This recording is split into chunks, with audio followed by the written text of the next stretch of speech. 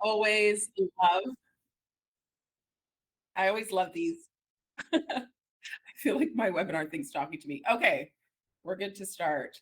Thank you so much for joining Personalize with Confidence. I'm really excited about this topic tonight. I treat a lot of men in my practice, and they're really special to me. They're a special population. I love kind of breaking through with them and digging into what's really going on. Sometimes you have to peel back the layers with men to get to that core issue. And I just find it's an underserved population in a lot of ways. I think there's a lot of talk about women being overlooked in healthcare. And while that's true, in my experience, there's a tremendous amount of men who suffer with a variety of health conditions and really do not get help in a timely manner. So I think if we're able to uncover what's really going on and speak to them in a way that, they just can tell that we really get them and we really care, I think it's really important. So tonight, men's health is obviously a big topic. I'm not going to speak about everything to do with men's health, like men are so varied in their health concerns, but let's talk about men's vitality specifically, which will encompass sexual health.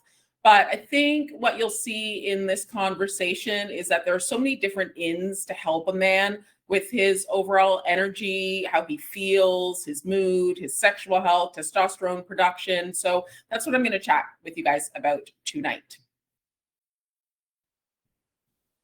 So, hey, I'm Dr. Lydia. I am the naturopath here at Vitamin Lab, an account manager. So some of you may be working with me, and I'm in private practice. So I've been practicing for 14 years. I do have a large contingent of men. I'm probably a 50-50 kind of practice.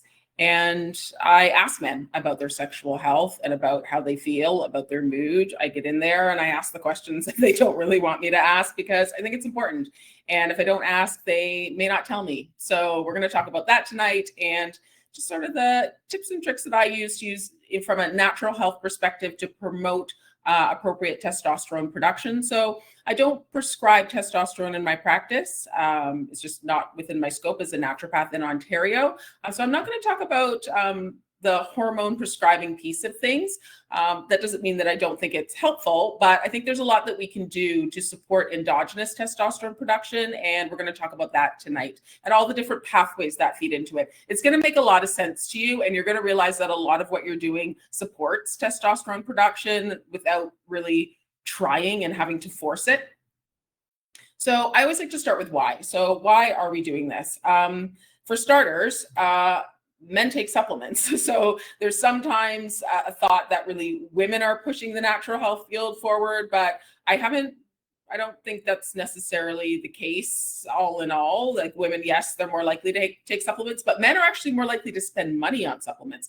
The dollar value that men spend is greater than what women spend. And in working with, I probably have maybe 80 or so doctors on my roster. And in working with doctors, there's a tremendous amount of us that have a significant population of men. Yes, there are some women's health specialists, but when men are seeking functional medicine help at greater rates than ever, and they are taking supplements. So this is showing here that, about 67% of men, this research study was even from before the pandemic. So we know these numbers have gone up, but 67% of men over the age of 60 are taking some product. And we can see 50% over the age of 40 are taking some product. So what are they taking? And let us help them as best as we can. Let's formulate personalized products for them and just make sure what they're taking is really efficacious. Because if we go on Amazon, so I just kind of pulled up what are the most common products, the best sellers, and we can see that I feel like the offerings for men are very one-dimensional. Like if you see what I mean here, like there's a lot of boosting and being in your prime and like taking Tongkat Ali and, even the like just a multivitamin has a man like cycling and there's a lot of testosterone boosting and, this one here, box jumping, like there's just a lot of like active language. And I don't know if that's speaking to what men actually want. Maybe it is, because these companies are very good at marketing. Let's be honest. They are good at picking out the keywords. So there's obviously a market for this. And I don't know how forthcoming, if a man's taking Prime Labs, Prime Test, like, is he going to be forthcoming with that when I ask him what supplements he's taking? He might not. There's also this that I've seen in the market. So this is, I pulled this up from the Health Canada website. I'm Canadian, Vitamin Lab is Canadian, I'm in Toronto, but these kind of products are being sold in convenience stores. They're being sold behind the counter, and they run sometimes about $60, $70 a pill. And they look like a natural health product, more or less, but they're pulled off the shelves and they're tested. And a lot of them have tadalafil, sildenafil. One of them here has prasterone, which is actually DHEA, which, like nobody should be taking a hormone from a convenience store. This is wild. But the thing is that there is a market for these products. And, if you don't ask a man really explicitly what he's taking, when you ask him about a supplement regime, he's not going to tell you that every Saturday night when he gets some alone time with his wife, he pulls over to the Quickie Mart and gets his Rhino 69 pill. He's just not going to tell you that. So you have to create a really trusting relationship, I find. You have to get in there with the real questions. Men are buying Cialis from their friends. Like this happens all the time. So we have to be comfortable talking about this stuff, asking questions, because we don't really want our men taking these products and they're being seized. This is just the Toronto area. And this was just a brief snippet. This is just from like June, for example, these medicines are being pulled. So we just have to keep our eyes open and know that men are trying to fix a problem, some problem, whether it's their sexual health or not. So let's help them as best as we can. I will say comments and chats are also open. So if you want to contribute anything at any point in time, please do. This is, we're an ongoing conversation. I learn from you guys learn from me. It's all good. We're also seeing an emergence of these types of services. So online services, like this is a healthcare service with the pharmacy and healthcare providers, completely legitimate. But you can see there's a real, stay sex ready, go hard faster. Like there's a real, again, another theme that we're seeing here. And I don't know if this is speaking to what men actually want. Maybe it is, or maybe I don't know if we're pigeonholing men a little bit, but obviously there's a demand for this, or these companies wouldn't exist. I also wonder how many doctors, like how the communication is. Maybe you guys would know better than I would, but like if you're a primary care provider and one of your patients is accessing medications from one of these sites, would you know? Like, I don't know if that chart would make its way back to you. So you're really depending, I think, on that individual to tell you that they're taking these medications, or they could easily be getting a double dose of things if you're prescribing medication and he's getting it somewhere else too. So we're really seeing an emergence. This is a problem that men want to solve. And so let's help them with this. So testing, from a testing perspective, these are sort of tests that come to mind for me. Again, if you want to pop in what you like to do. So I think getting total testosterone is important, but it really only tells you a fraction of what you need to know. It's actually, I find with hormones in general, there's so many different factors. You can really only use blood work to a certain extent, and you really have to listen to what the person is saying to you. So total testosterone, and that's really what is often measured in the research as well. So we're not always getting that free or bioavailable testosterone. I'll speak to the difference in just a second. And then we have the DHT, which is anywhere from 2 to 10 times more potent than your average testosterone. So that alpha reductase enzyme taking testosterone to the DHT. It's very tight binding, very long lasting form of testosterone, doesn't dissociate easily, associated with a little bit of BPH and some hair loss. Fasting blood glucose, hemoglobin A1C. I'm going to show you why blood glucose parameters are important for testosterone production. I'll show you also why ApoB, being an indicator of our LDL, VLDL, ILDL, measurements, why that's important, and just a general lipid panel as well. The high sensitivity CRP, I'll show you how that's correlated to testosterone production as well. A 4-point cortisol curve. A lot of men are stressed out. They are, they may not wear it on their sleeve as much, but, a lot of them have significant traumas, burnouts, things happening for them. So I think getting a nice cortisol curve can be very helpful. Understanding total estrogen, too, what's happening with that aromatase enzyme, that can be very powerful for men who are resistant to dietary change or maybe cutting back on some of the alcohol and such. And then LH and FSH, like I think, it's not like testosterone just poof appears out of nowhere, right? Like our brain is talking to the testes to induce testosterone production in those Leydig cells. So it's good to know what's happening there too, and where the cause of low testosterone is. Because if there's low LH and FSH, that's a systemic cause. There's a feedback loop happening, and we can determine where that is with some testing. And I'll share more about that as well. Okay, so I just briefly, I'm not going to talk about being a testosterone replacement expert because I'm not, but I do feel like a lot of men don't know this. When they start taking testosterone exogenously, pellets, there's nasal sprays now, injections, orally, whatever the case might be. In about 3.5 months or so, testosterone production endogenously is going to really drop off, if not shut down completely over that period of time. So there are really intense feedback loops. So the Sertoli cells, those are cells in the testes that produce kind of supportive ingredients to the spermatogenesis that's taking place. Actually, no, spermatogenesis happens in the Sertoli cells. Leydig cells are producing the testosterone. Sertoli cells also produce materials that help the sperm just with their growth and development and nutrients, etc. But you can see there's feedback loops upon feedback loops. So if we're giving a man testosterone and we're just throwing it at him, he's going to have a shutdown of his endogenous testosterone. And this was a very interesting review of a number of different research studies, but it takes a while to recover from a spermatogenesis standpoint and also just an endogenous testosterone standpoint. So it takes about 3.5 months for testosterone production to really drop off and really be shut down after, injections or any form of consumption of testosterone. And it can take up to 2 years for that spermatogenesis to be regenerated, for testosterone to be produced at the level that it was even prior to. So probably that man was low to begin with. You've jacked him up for a bit, and then there can be quite a withdrawal effect and quite a prolonged period where that man is not producing testosterone to any great degree.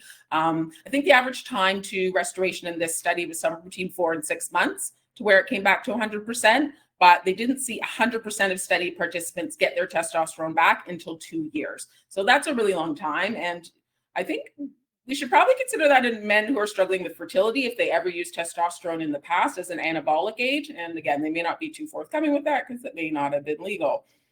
Okay, so this is why we need to listen to our men. And, blood testing or salivary testing, whatever kind of testing you're using for hormones, is very important, obviously, but it really only tells us part of the story for this reason. Okay, so sex hormone binding globulin will bind about 60% of our testosterone. And if your testosterone's bound to SHBG, it's basically not usable. Like there's not great dissociation there. So it's pretty much out of commission. And albumin bound, which is, again, 38%, we're looking at about 60 to 40% dissociation. So it's kind of like 50-50 whether or not that testosterone is going to dissociate from its protein carrier. And then we do 2% of free testosterone, and that's going to be the most active form, but it's in the tiniest little percentage there. So that's the importance of knowing, yes, total testosterone, but also the importance of knowing your bioavailable testosterone, which will be the combination of your albumin bound and your free testosterone. And then you can also measure free testosterone as well.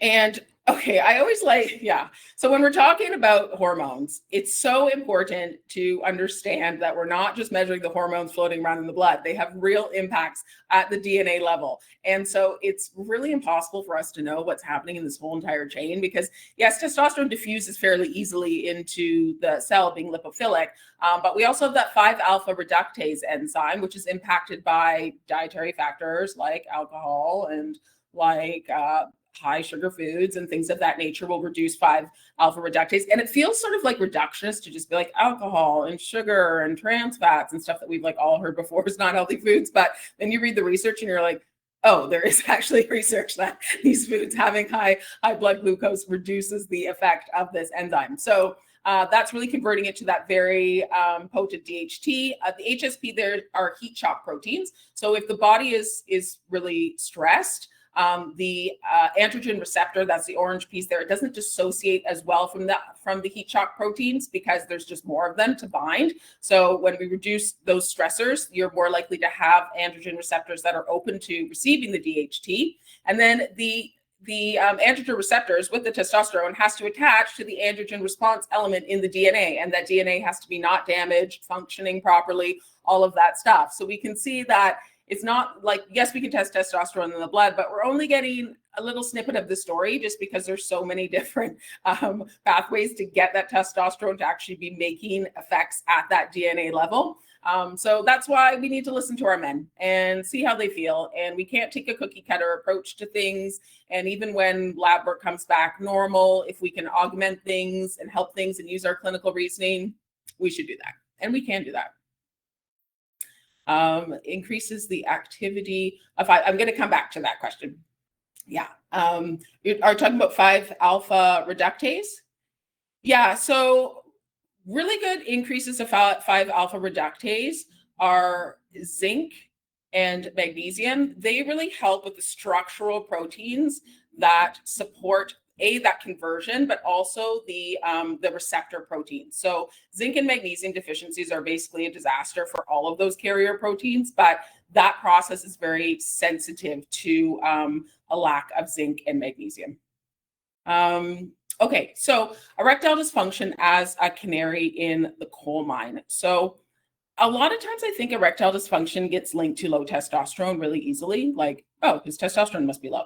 But only 3% of cases are actually due to low testosterone. The vast majority are vascular in nature. And even from a diabetes perspective, that would be pro-inflammatory, probably some vascular components to that as well. So we're seeing that like 70% is really vascular in nature or pro-inflammatory in nature. Well, we know how to deal with that. We're functional medicine providers. Like, we do this all day long. So there's a great opportunity for us to dive in there and really help these men feel better, because the penile arteries are really the canary in the coal mine. When something's going wrong at this 1 to 2 millimeter kind of place, it's really, just a preemptive to coronary arteries and carotid arteries, et cetera, et cetera. And there's also quite a threshold of onset of symptoms. So we can see that it's more symptomatic. So it's really just important that we're not ignoring these signs and symptoms, and that we're asking about these things, because erectile dysfunction is one of the first signs that something could be going wrong with the vasculature. And to just kind of maybe cover it up with performance enhancing, sexual enhancing drugs. Like, there's nothing wrong with using those. Like, use them, have a great time, have an enjoyable sex life. There's no problem with that. But just, we want to make sure we're treating the whole person and that we're paying attention to what's going on, particularly if there's worsening of symptoms. Particularly things I look for are like no nighttime erections or no wake up in the morning erections, because those are not psychogenic. Like, it's not that he's stressed out necessarily, like, or cognitive, or like, relationship troubles or something like that. Like, they're more nervous system based and circulatory based. So I always find those it's just important to talk about. Okay, so what's really causing low testosterone? And this is where there's so much opportunity for us as functional medicine providers. Like, this is our jam. So look at these different feedback loops. Okay, so adipose tissue and leptin, shutting down the testes, shutting down kisspeptin. Okay, I didn't know what kisspeptin was, but kisspeptin is what stimulates GnRH, gonadotropin-releasing hormone, to stimulate LH and FSH. And LH, oftentimes we think about this in women, but LH, you need that for the Leydig cells to produce testosterone, and FSH is important for the Sertoli cells and helps with spermatogenesis. So similar function almost to the ovaries, basically. So kisspeptin is talking to GnRH. So look at these feedback loops. So if we have too much aromatization happening, and it's so interesting how the aromatase enzyme and the 5-alpha reductase enzyme, like getting that testosterone to, like they're inverse in their function, but they're impacted positively in either direction by similar things, similar nutrients. So estradiol, if we're aromatizing, it will feed back and shut down testosterone production. Ultimately, this is the flow to testosterone production. Leptin will shut down testosterone production due to excess adipose tissue. Insulin resistance and inflammatory cytokines will shut down testosterone production. So how many men are being given testosterone or are taking different potions and lotions and concoctions, but nobody's ever really explained to them these different types of pathways and the importance of these types of things in order to promote appropriate testosterone. It's just such an important conversation to have. And we can impact all of these different things. We can take a real multi-pronged approach and get excellent results. Like, I don't use testosterone and I get good results. And then, okay, I want to talk about this too, because this balance here is really important. The cortisol testosterone balance, the catabolic anabolic balance. And in this case, they're using sleep restriction as the main stressor in the body. And how many of our male patients don't sleep well? I have a lot of restless women sleepers, but it's interesting how many men have real long-standing insomnia that has just never really been treated, or it's sleep apnea for long periods of time. They're snoring like a banshee all night long, and they're resistant to getting the CPAP machine. And yeah, so okay, so this imbalance here is a real issue. So cortisol basically shuts down testosterone production, more or less. Your body, a man's body, is choosing to do one or the other. It's not in an anabolic state and a catabolic state. Well, ideally it is, and it's balanced. But if the catabolic state takes over, it's not necessarily that the anabolic state ramps up to meet it. Oftentimes there's a lot of suppression that takes place.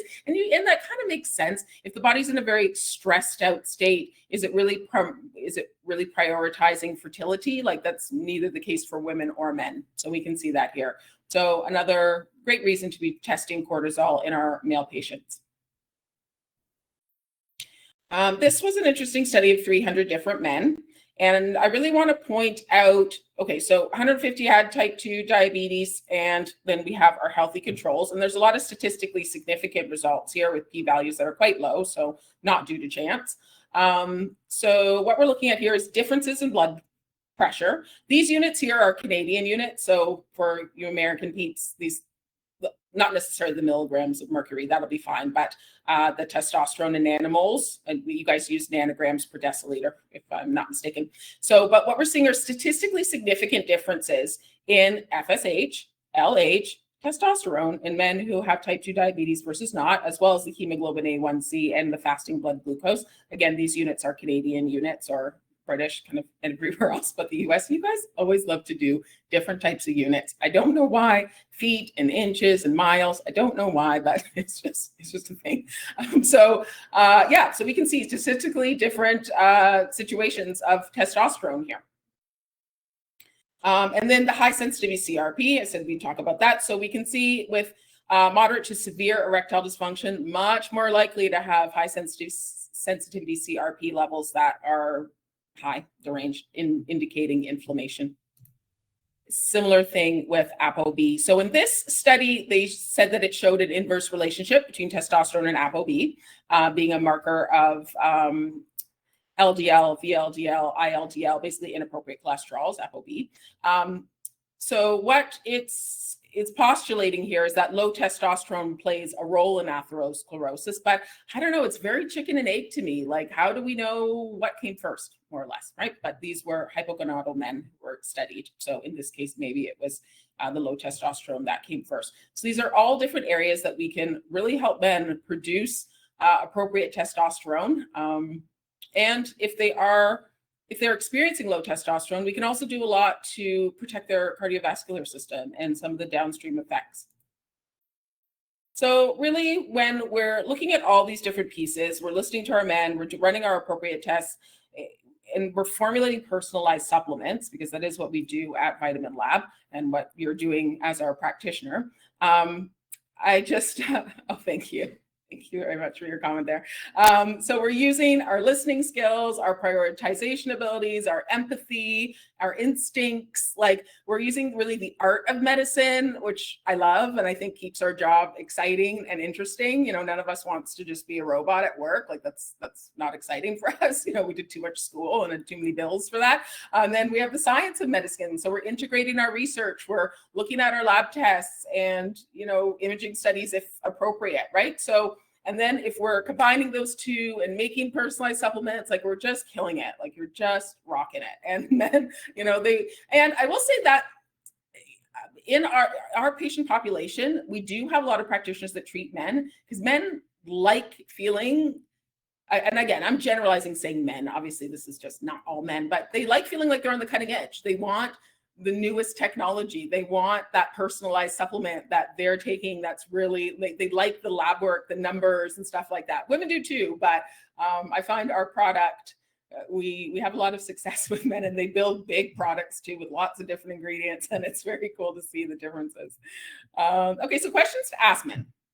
This is what I talk about them. So sugar cravings. I think sometimes we kind of, again, gender differences, we sort of talk about women and their cupcakes and their chocolate and stuff like that, but there's a heck of a lot of men who have sugar cravings too and are eating the ice cream and the chocolate and the donuts and all of that stuff too, or doing the Dunkin' Donuts run and getting their sweet treats and their coffees with 50 grams of sugar and stuff like that. So we need to ask about sugar intake and blood sugar crashes and things of that nature.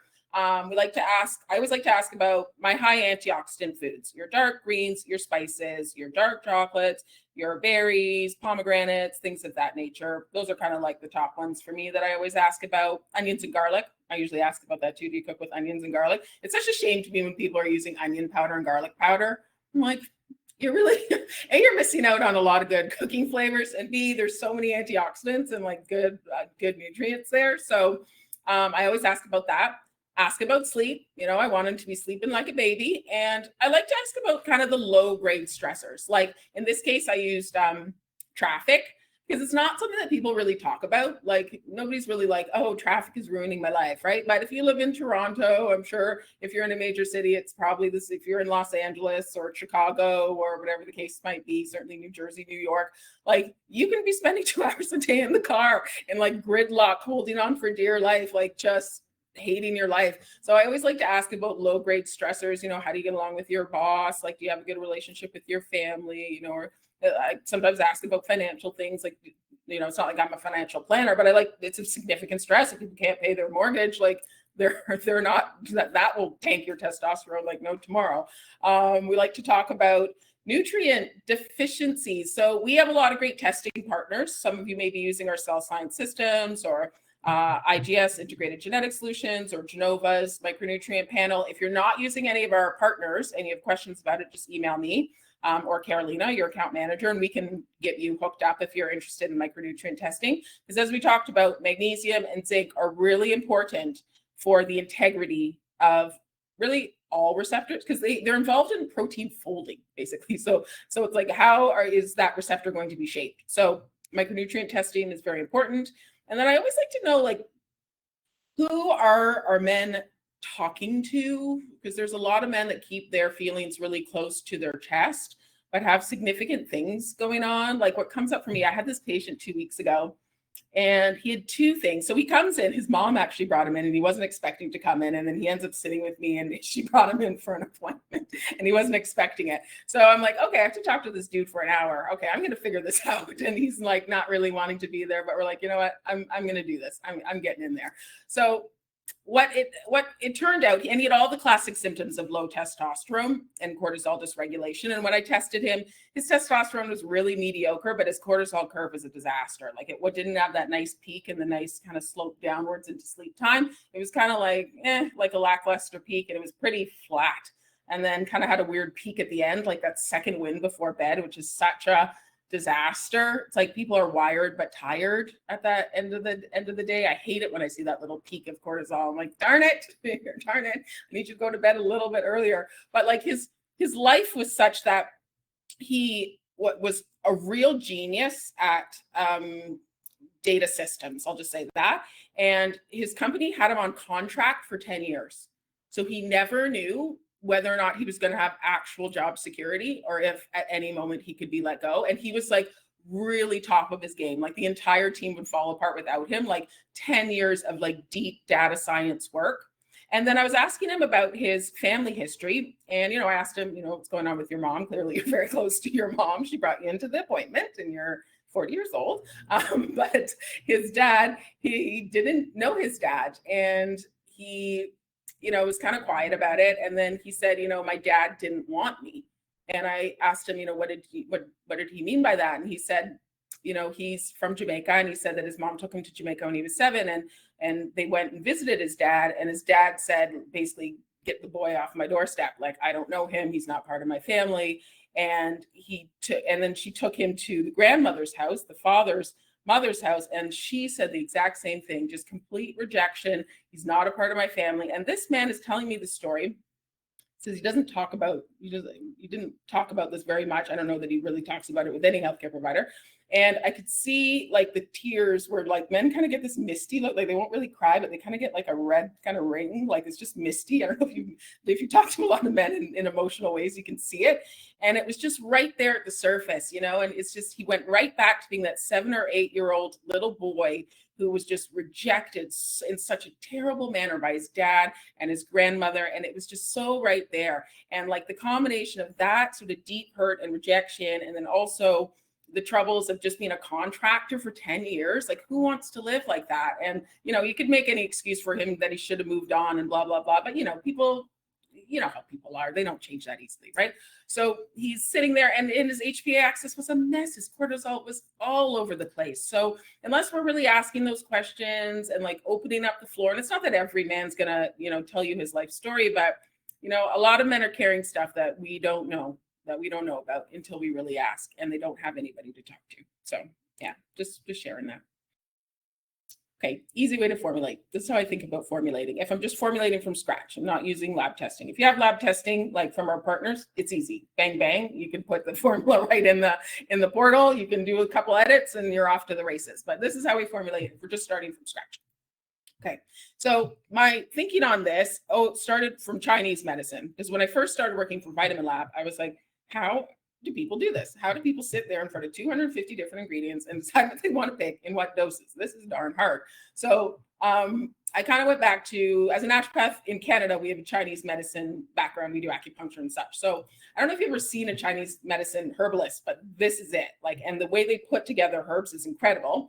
And they think about it in terms of emperor, minister, assistant, and guide. So they have kind of a structure to it. So they think about what's going to move the needle, what's our target, what's a couple, like 1 or 2 different herbs or nutrients we can use that are really going to help this person. Then how can I add synergy? Because this is something I love about what we do, the personalized supplements, is that we can combine ingredients to create this beautiful synergistic effect. Like you can just layer effect on effect on effect. And it's just, and you can keep the doses kind of like low and really cute. You don't need to slam the person with 500 milligrams of something. Like you can just get a really good synergy going on. Some people need help in the delivery of nutrients. Their circulation's not great. Their digestion is a hot mess. They don't have appropriate, maybe they have too much sex hormone binding globulin. That's through the roof because they're carrying extra weight. Okay, what are we going to do to assist with that, right? And then certainly I always think about, it's maybe a naturopathic thing, but I always think about detox pathways. Like, are we pooping? Is our liver okay? Like, you know, those sorts of things. So, and mitochondrial health too. That's a big one. A lot of men, I think, are suffering with poor mitochondrial health. That could be a whole other discussion. We should talk about that another time, actually, because this mitochondrial health, that's a big one for people in general, women and men. Okay, so let's talk about Rob. I just pick, whenever I do case studies, I pick people that are like very similar to what I've seen. Like this is like an everyday dude that comes and sees Dr. Lydia. So basically he comes in, I have a lot of patients who are Southeast Asian and Black descent, Caribbean Canadians, I guess you could say, and a lot of diabetes, a lot of blood sugar problems. So, and it's scary for people when they're, you know, they're 50 and 60 and they're pre-diabetic and they're looking at their parents who are maybe in their 70s and 80s, and bad things are starting to happen with the diabetes, because diabetes is a real, you've probably seen this too, where it's really insidious. Like it's just kind of like, oh, you know, it's high blood sugar, I just don't feel that well. And all of a sudden your feet are tingling. All of a sudden your vision is not good. All of a sudden your heart, you're having angina and you've had real heart troubles, and your kids are watching, like, you know, Rob, age 62, is watching his dad, like might need dialysis soon when people need dialysis. Oh, you know, we have a clinic actually that specializes in chronic kidney disease. And I was like, you know what, like more power to you. Like what a difficult thing to do. Actually, they just transplanted the first pig kidney. That was about 2 months ago, which is a huge breakthrough. If we can grow organs, we're off to the races with that. So Rob comes in, he's kind of your everyday dude, and he's like, I don't want to get diabetes. I can see my dad getting dialysis. I don't want anything to do with this. And he's like, I used to be an athlete, and many men were very active, but now they have the dad bod, right? Maybe they're not super fat, but they have a little bit of man boobs. They have a little bit of, you know, little love handles, you know, they just got that going on, right? They're maybe not as strong through the arms and the legs and the butt as they'd like to be. Like they're dad bodding, right? And his doctor sent him to a dietitian, and the dietitian, and this is not to denigrate dietitians. I love dietitians. Actually, I went to school with dietitians. My background's in nutrition, but sometimes they just, sometimes they're not hitting the mark, you know, like, so Rob, she's telling him to eat yogurt cups and salads, and he's just not a yogurt cup dude. He's not motivated. You know, we test his testosterone down here. It's not great. And one of the number one signs of low testosterone is you're not really motivated to change. You feel pretty blah. You feel kind of about life, you know, like it's all kind of take it or leave it. You're pretty apathetic, right? So he's not motivated to eat the yogurt cups. He's going to go through the Dunkin' Donuts, or in my case, the Tim Hortons drive-through, and get his bagel. He's not changing because somebody told him to eat a yogurt cup. It's not happening.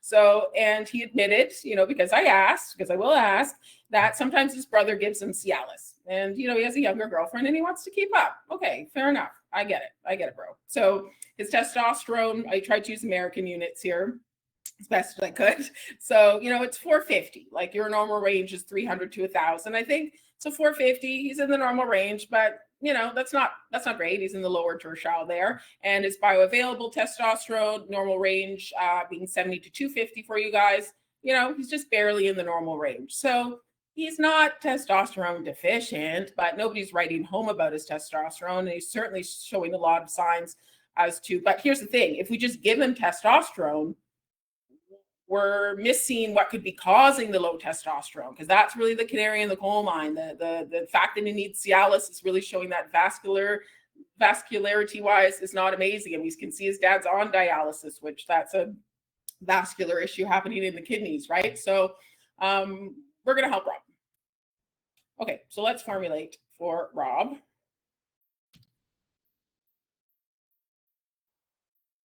Okay, so I'm in my Vitamin Lab portal. Just do men's health, or we'll do Rob. 62. Okay, so let's add a formula. Okay, so we're editing our formula.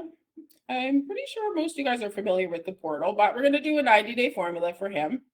No refills. We'll see how he does, and we'll just do our veggie capsules. I'm not going to do powder because I don't know if I'm going to pick some gnarly ingredients. I can really assess that later on, gnarly tasting at least. So we do have things searched by condition, and we have men's health as a starting point. So when we go in here, I'd like to point out a few key nutrients that you can use.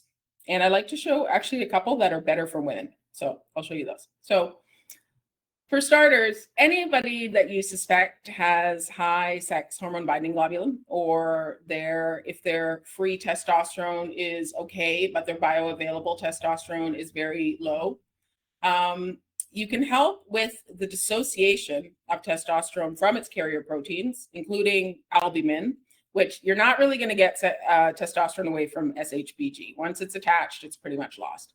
But you can get it away from albumin. The enzyme that helps with that cleave process has boron in it. So boron can help increase free testosterone at a dose of about 11 milligrams. Don't ask me how I know that. It's just in the research. So this is just a tip from me to you. So I'm going to give him a little bit of boron because I want to optimize that free testosterone for him. If his testosterone isn't really that high, I want as much of it shunted towards free testosterone as possible. Horny goatweed. So I'm just going to pull out some herbs that you're going to see over and over again if you do an Amazon search, and I'm just going to talk a little bit about them. A lot of them, the research isn't amazing. A lot of it's in animal studies, and a lot of it actually works better in women. So horny goatweed is one of them that really works more so on nitric oxide pathways. So it's quite good for your blood vessels and just opening up, dilating, vasodilation. So, you know, we could use some of that. Again, the evidence is really better in women. So yeah, maybe I'll just give them like 100 milligrams of that. Because again, I'm going for synergy. You'll see in the product that we build, there's going to be synergistic ingredients. So I don't need to use everything at max dose because I know things are going to work together. And I tend to use the things that have the most evidence in the higher amounts. And then I just sort of support with things that I know have some evidence, but maybe aren't all the way there. I'll point to maca as well. So maca is a tuber. It's a root vegetable, more or less. So really maca, its main role in helping male fertility is through magnesium and zinc. It's a source of nutrients. So in this case, I'm just going to use magnesium and zinc, which I'll show you. I'm going to skip over we could have a whole other conversation about prostate health and urology. I'm not touching on that today, again, because men's health is not just one thing. I'm going to zero in today on testosterone production and kind of sexual health. Tribulus is another one where the evidence is not great in men, but there's quite an interesting study on perimenopausal women with low sex drive. So tribulus, even though it's in the men's health, I think we put it there because that's what most of our practitioners like kind of think of it as a men's health theme. But I actually use this one in women who have low libido during perimenopause, which is a huge problem. Is a huge problem as well. But there is one herb, where is it? Tonkat Ali, this one here, Uricoma. This one has decent research on assisting with testosterone production in the testes and promoting. What I like about herbal medicine, and as it pertains to hormones, is that oftentimes there's local effects on the ovaries or testes, but there's also central nervous system effects. Oftentimes you'll see an enhancement of that LH-FSH communication with the testes. So I am going to add this one in. One very interesting herb that I don't think we have in here let me find that for us. Fenugreek. Fenugreek is interesting. Fenugreek has been shown to increase testosterone, and nobody really knows how it works, but it's very good at helping with blood sugar regulation. So this might be one of those herbs that bridges the gap between blood sugar regulation and testosterone production. So in this guy's case, because he's so worried about diabetes and his testosterone is just not awesome, let's use fenugreek. And in this case, I'm actually going to use 200 milligrams of that. And then I'd love to support him with some zinc. We could talk about the different forms of zinc. Your best forms are going to be your bisglycinate chelates. Glycinates are teeny tiny little molecules that really dissociate easily. It's the tiniest amino acid, so it gets absorbed really easily into the system. We use Albion Minerals, which is a really high quality mineral producer. The other form that works really well, and it's not that citrate doesn't work well, it does. You just need appropriate stomach acid for the citrate ones. Picolinate is another, it's kind of a weird-ish form of vitamin C, but also dissociates really well. So I'll use picolinate. It's just kind of the one that I use the most. I'm going to use 15 milligrams. I don't like to use too much zinc because it can make people feel really nauseous. It can really rock your stomach. So I use I won't really use more than 30 milligrams unless I know that person has a strong stomach. It's just a weird one that does that little nauseous thing. And then I'm going to use some magnesium. And a lot of women take magnesium like there's no tomorrow. They love their magnesium supplements. I don't find as many men take magnesium. And I feel like that's a huge missed opportunity because we need it for protein folding. Magnesium has over 250 different functions in your body. You need it for very, very many things. So I'm going to give him, just standard 200 milligrams of magnesium, nothing crazy, because I'm also going to promote him to eat more nuts and seeds and have more green leafy vegetables and things of that nature too. Okay, so let's add some berberine in because he's concerned about his blood sugar. Again, because I have the fenugreek in there, I don't think I need to go crazy with the berberine. I'm going to do 750 milligrams. There was something that I wanted to talk to you guys about. Oh, a new ingredient that I think we're getting. I don't even know if I should say this yet, but I'm very excited about it. Acromance, which is really good for GLP as a GLP-1 agonist. I'm very excited about that one. I think we're getting that one soon. I probably shouldn't say anything, but it's coming, I think. Yeah. So in this case here, we have even this supplement here, you're not going to find this on the market. You're not. So you may find like a few of these ingredients, like these might be linked together. But like really having magnesium and berberine, and I always like, this is another good one. Ashwagandha is really not, it's not appreciated enough for its sleep effects. And it's not that like you have to take it. A lot of sleep supplements people try to take before they go to bed. But your nervous system's been amped up all day, and then you just try to wind it down with a sleep supplement quickly. That doesn't really work as well as when you're promoting that parasympathetic nervous system activation during the day. So somebody like Rob, like kind of your just everyday dude, like they have a lot of stresses. They do. They're sitting in traffic. They're trying to please their wife. They're trying to show up and do a good job at work. They have a weird relationship with their mother-in-law. Their kids are annoying. Something's going on, right? So, men have a lot of stress. So I like to add some ashwagandha as well. So we have like a good little formula going on here. Oh, antioxidants. Antioxidant support is so important. Anytime we're having erectile issues and we are looking for perfusion, we're looking for blood flow, we're looking for cardiovascular health, we're looking, his father had chronic kidney disease. So like in this case, we actually have, do we have antioxidants listed? We should actually do that. We should, but we could do, say, pomegranate. That's a great one. Really good for nitric oxide prevention. These are standard doses. What's most common in the research. If you're not sure about what dose to use, just use this one. You'll be fine. It's not too high and it's not too low. And then maybe I'll add some alpha lipoic acid. That's another antioxidant that I really like. So we can see, so I started with like my top ingredients. Okay, I am going to support testosterone production. I'm going to use boron. I'm going to use some horny goat weed just for nitric oxide support. I didn't use it in a super high dose, but look how the horny goat weed is going to be complemented by the pomegranate. Like those two things go super well together. You never see those in a supplement together. That's not a thing. So we have our like main kind of male hormone things happening. We have some supportive nutrients, making sure he's getting his zinc and his magnesium so those receptors are properly formed. I'm going to give him a little bit of stress relief with the ashwagandha. I'm going to help sensitize his insulin uptake, his blood glucose uptake, those GLUT4 receptors, and then we'll give him some antioxidants.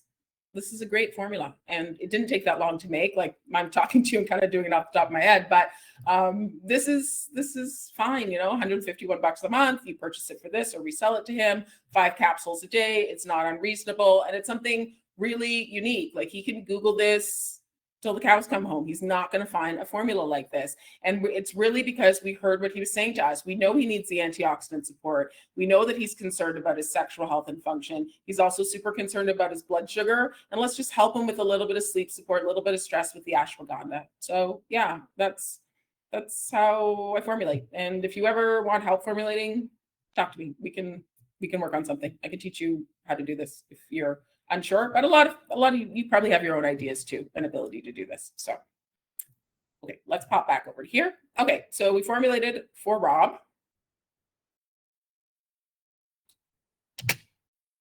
Okay, this is what I love about formulating, especially because we do have the option for people to private label. If you're not private labeling with us and you've spent money on your logo, I'm going to come back to the questions.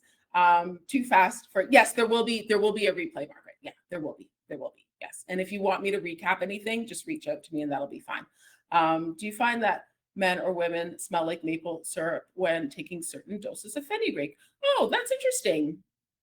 No, I haven't found that personally, but I'm going to look into that and what the reason might be. Is it a urine smell? Like, is it in their urine or is it their body smells? That's interesting, Christine. Thanks for sharing that. But no, I haven't found that, but I'm going to look into what that might be. So yes, if you're not private labeling with us, consider it. If you spent money on your logo and such, like we can do that for you because I really want you to have no competition. You're making your own products. You have a lot of brand loyalty because you're hearing your patient and you get to make some money, right? You're profiting off of this and people are not going on Amazon and trying to price compare and do all that stuff because really you're the one putting in the work in terms of determining all the research and the continuing education and showing up to webinars and learning all of this stuff. So really that should be your income stream. The general question is, what if I mess this up? Like some of our new practitioners are a little nervous, which is why we have these sessions. We are here to help you. Like really, you don't have to formulate on your own. I know sometimes being a functional medicine provider can be a bit lonely if you're not working in a team and you just feel like you have to figure out everything on your own. But if you're looking for some research help or something of that nature, just feel free to reach out. And it's not just me, we have a whole team. So we have our lab team who is excellent at looking at product functionality and the palatability. So if you put through a powder and that powder is going to taste bitter and awful and you didn't realize that, like we are going to reach out to you and we're going to tell you. So we get a lot of input from our customers and from customers being patients, and we also get input from our practitioners. So we're always learning. So about the functionality of products and the palatability of products. So we really do have your back. We really want you to be successful and be absolute rock stars. So we're here to help. What to avoid? Okay, these are the products that don't do as well. I will say the kitchen sink products. products. That's this photo here, the kitchen sink. So when people are just putting absolutely everything into a product, I find practitioners, sometimes we can do the mega products and we're okay to digest it. But sometimes if there's just 85 different ingredients in there, it's just too much for the body to assimilate. It hurts people's digestive tract. So that's why just try to stay focused, like pick your top ingredients, and then you can kind of pick out your supportive ones as well. And usually that will do the trick. You're just trying to move the person in the right direction because you have time with them, like get that chief concern under control, or moving at least, they're 15% better, 25% better. Like you'll have time to sort it all out. But when we try to do too much at once, those are the products where the patients write in and they're like, I don't know how to take this product from Dr. Smith. So yeah, just a little tip. At the end of the day, we do have your back and we're here to help you formulate. Delightful prescribing. I'll come back to questions at the end. Okay, so protocols and bulk orders. Okay, so if you have a product that you're using over and over again, you can order it with Vitamin Lab in like 50 bottle runs. Okay, so just it's good for you to know that. But the way to formulate, you can also do it this way too. Okay, I'm going to just flip back over here for a second. Okay, we have protocols. So we have built out for you different things that you can use. For example, I just built Testosterone. So you can add that on, which is a combination of things that will build muscle and support testosterone production. We have an antioxidant blend. You can add that on. So you can add on green tea, a grapeseed extract, zinc. So you can add on our protocols. You can create your own protocols. You can edit protocols. So say you come in here and you're like, oh, this one is zinc. I don't need zinc twice. You can delete the zinc and make changes. So if you're not using one of our testing partners and you want to create your own products, I really recommend that you sit and think about the products used on FullScript, and then I can help you do this as well, where you make protocols and you mix and match them. So that's really what I'm showing here in this page here. So we have our sleep stack. It's always good to have a combination of things that will help people sleep that you can just go to. And then you can combine that with blood glucose support. So maybe it's something that they take in the evening with sleep and blood glucose. What an amazing combination to have as you're sleeping, as long as you don't have nocturnal hypoglycemia. That's a good combination. We have people who are in fight, flight, freeze, or fawn mode all day long. They don't want to feel sleepy. So let's support them with herbs that we can use to help their parasympathetic nervous system. We can help with exercise performance with our branched chain amino acids and some creatine. And you can combine these together for men. And because now we know that these inflammatory pathways, these insulin resistance pathways, and the adipocytes and the leptin secretions all feed back and suppress testosterone. Anytime we're helping any one of those, we're helping a man produce testosterone without having to slam his body with testosterone. And again, nothing against using testosterone replacement therapy. If you want to do that, no problem at all. But there's certain men it's just not going to be appropriate for, or they're not there yet, or they don't want to take testosterone. They don't want to do the injection or the nasal spray, the pellets, or whatever the case might be. So we have different options that we can use. We have some preventative, sort of ahead of the game options that we can, because really we don't want to wait until a man doesn't have great testosterone to try to scramble and try to fix it now. Like, let's just support his testosterone as best we can, as soon as we can, and he'll be thankful for that, I'm sure. Because when you look at, like, I just went on Amazon and searched erectile dysfunction to see what would come up. And it's the wild, wild west over there. Like, who knows? I don't know how a man chooses what product to take or not to take. And they all sort of promote, like, I don't know whether it's testosterone boosting or the horny goat weed. I think that is very well branded, that herb, I think. So, I just feel like men deserve kind of better than this. Like, this is pretty, I don't know. I just think we can do better. Like the supplement I made in like 4 minutes there is like, it's more sophisticated. It's more anticipating future issues that could take place. It's not just a single ingredient. Like herbal medicine, traditional herbalists, it's not really just using one herb. Oftentimes it's used in combination because herbal medicine really is about synergy. So when I just see like this 9-in-1, 10x strength, like 10x strength, what does that mean? 10x compared to what? Like, is that an actual herbal extract? It just, I feel like men deserve better than this, so yeah. So launching with Vitamin Lab, you onboard with Sarah and Christina. Many of you will already have done this. You meet myself or Carolina, and then aim for like one formula a week. You know, if you're using full script or other things, that's fine. But just, you know, try to sit and think about one formula a week, because that just helps you get the hang of it. And once you get the hang of it, you know, you're off to the races, especially if you can make a few protocols. And again, your account manager can help you with that. And we already have protocols made for you too. So a lot of our top practitioners, I see that even when they do their formulating, say from a Genova test or CSS test, they'll still go in and add like a sleep protocol or adrenal protocol because they know that person really needs it. So, and that's really cool. We have your back. If you need help formulating, you want me to review anything in the presentation, there's going to be a standout of the presentation. But if you want help reviewing herbs, because I know some of our functional medicine doctors don't have as much experience with the herbal medicine side of things, which is completely fine. It is, you know, it's a whole group of medicine in and of itself. You know, we can talk about that, or if you need research studies, I can support you. And then here's your coupon code. Thank you for coming. Again, you'll get this tomorrow in the email, but June webinar 15 is going to give you 15% off your next wholesale order, which is great. So thank you so much for coming. Okay, I'm just going to look at the question here. Sweat, general body smell, not necessarily BO.